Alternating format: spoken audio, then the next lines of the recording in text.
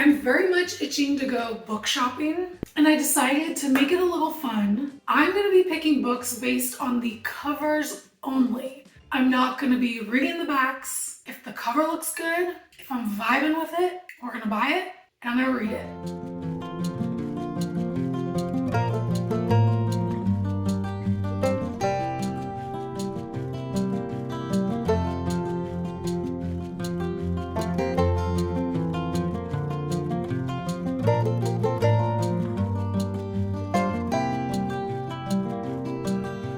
So since my last clip, it has been a few days. I did end up going to the bookstore, and honestly, the selection was pretty slim.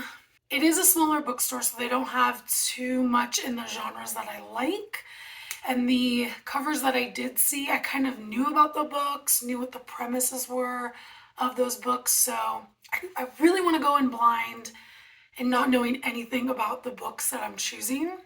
So I ended up going to the library and getting a decent amount. Now, I'm not going to read all of these in this vlog. I haven't done any sort of research on what each book is about, which is kind of like freaking me out a little bit. Like, I hope that I'm going to like what I'm reading. Otherwise, I'm going to get a few DNFs, but we'll see what happens. I'm going to look through the covers one more time and pick my first read.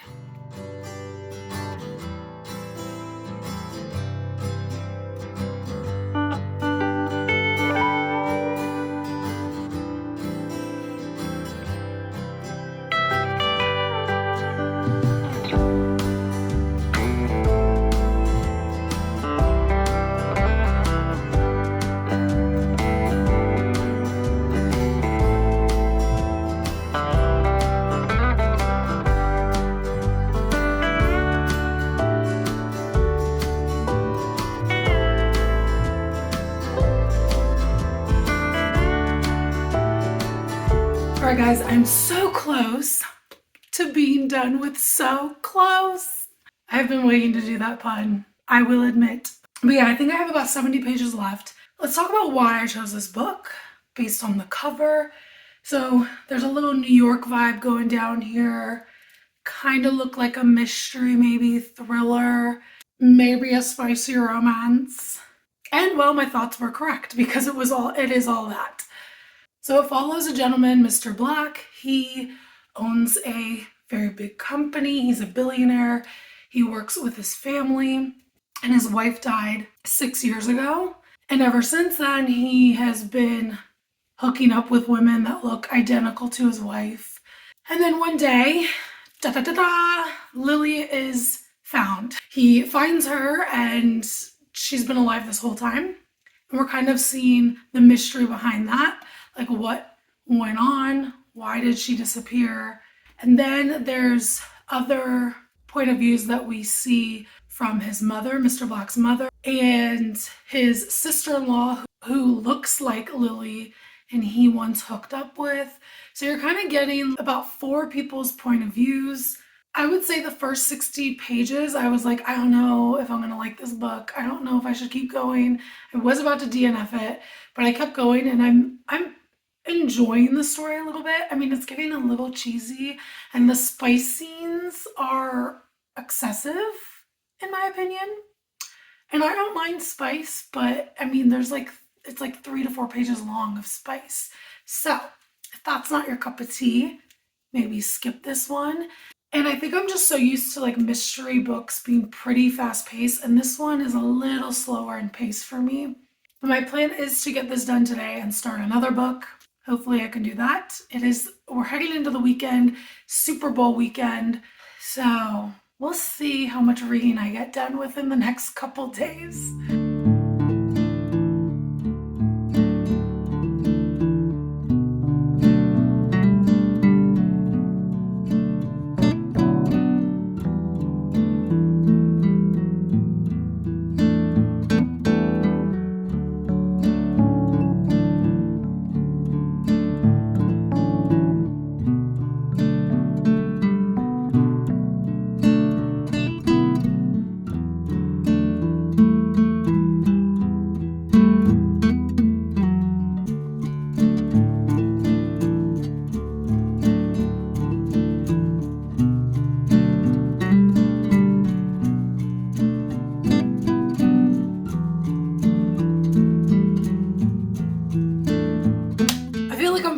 guys on this particular reading vlog.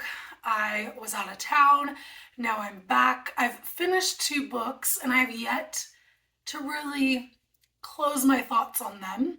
So let's talk about So Close by Sylvia Day. I don't know, this book was weird. There was so much going on. I feel it wanted to be a mystery thriller. It wanted to be like a spicy romance. Then there were other subplots to the book that kind of checked me out. This was a little over 300 pages and I still feel like that was a little too long. And then we are getting 4 point of views, but we're not getting one of the main characters' point of view.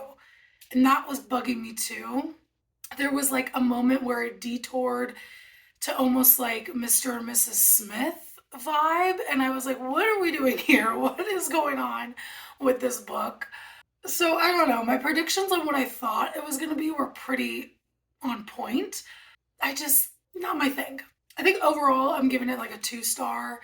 Then it was Valentine's Day week. I was away for work. So I brought with me The Paris Connection by Lorraine Brown. This was a bit of a romance, but also our lead character, Hannah, was going through some realizations in life and trying to figure certain things out. So there was a little bit of that as well. I thought the book really showcased Paris in a nice way. You got to experience some sights. I'm a little annoyed they didn't eat a croissant, but they had some other yummy things. I would say the ending, like, I didn't like the ending. I didn't like how it all played out. There were certain things that Hannah did towards the end. I don't know, there could have been a little bit more character development for her that we could have seen towards the end that we didn't. Overall, I gave it a 3-star. Not horrible. Cute, light read. Flowed pretty quickly overall. So I'm going to go through the other books that I picked up at the library and pick my next read.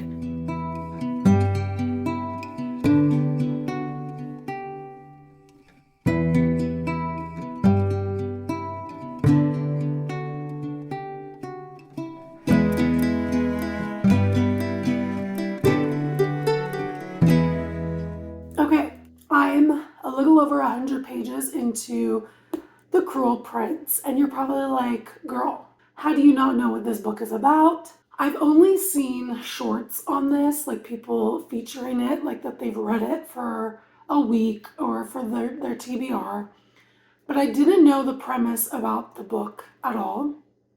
And the cover is quite intriguing. I like the branches, the crown, the little, I'm assuming ladybug. Actually, I don't know what it is, maybe a beetle. So I thought, I've been seeing this everywhere, let me read it for this reading vlog. The first few chapters, I was a little confused at what was going on. There's a lot of names kind of thrown at you and a lot of things about the world that are just given to you that I was like, what am I doing? Is this a good choice? But now that I'm a little over 100 pages in, I kind of understand what's going on. This does have a little bit of a bully aspect to it. Not a little bit. There is definitely bully things going on in this. I don't know if it's going to turn into like a romance between the one that's mainly the bully towards Jude, our lead character. She is a mortal that is living in this Fae world, and she's brought into the Fae world by her father under kind of shitty circumstances. So she's already been living there 10 years and we're kind of thrown into her world at about 10 years that she's been living in this world. So it's very intriguing. I'm curious to see what's going to happen. This kind of has a little bit of Zodiac Academy vibe to it. A lot, you know, with the whole bully thing. Jude is a twin. I know Zodiac came out after this, so I don't know if they took inspiration from this or not. But yeah, I'm intrigued to find out what goes on. So hopefully I will get it done within the next day or 2.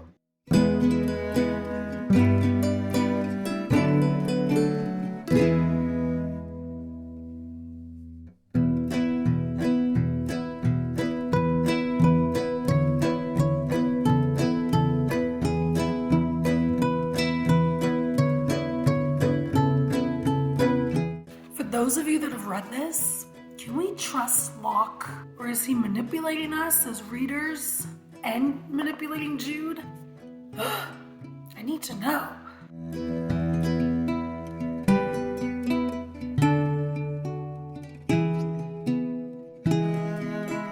Okay, I finished The Cruel Prince.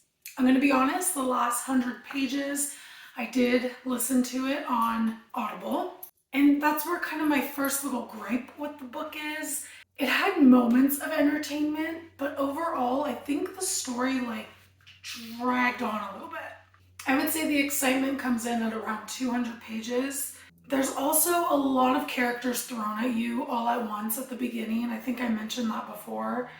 And you're really learning a lot about the politics very quickly, maybe too quickly.